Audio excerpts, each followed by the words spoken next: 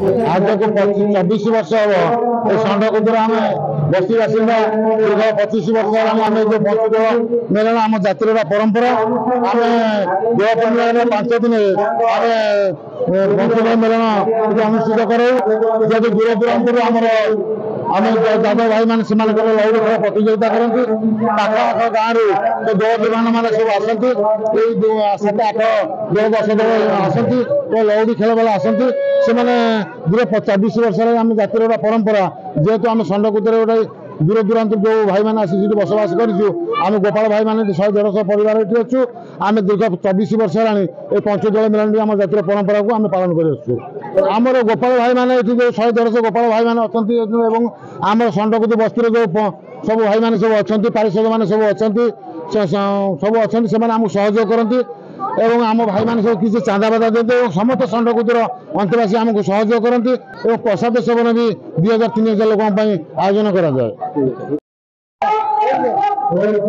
आज हूँ पंचदोल मेलन ये मेलन आमर षंडकुदर गोटे बड़ माने प्रोग्राम बोली कहले हेनी राधाकृष्ण गौरव समिति तरफ पंचदोल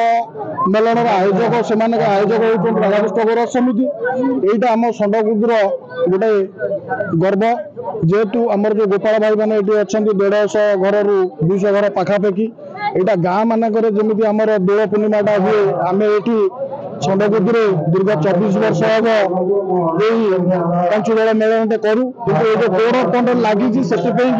आम 5टा जो विमान आम आसती ठाकुर आसती 5टा गाँव एथर 2टी ठाकुर भितर सीमित रही आखापाख ढिंकिया गोविंदपुर माल आखापाख एरिया जजपुर एमती आम लौड़ी भाई मैंने आसती ये लौड़ी खेल करती से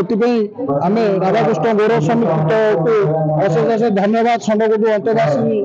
तरफ एवं मोर ये जो प्रसाद भी व्यवस्था करा जाए 2000 ରୁ 3000 लोक प्रसाद पाती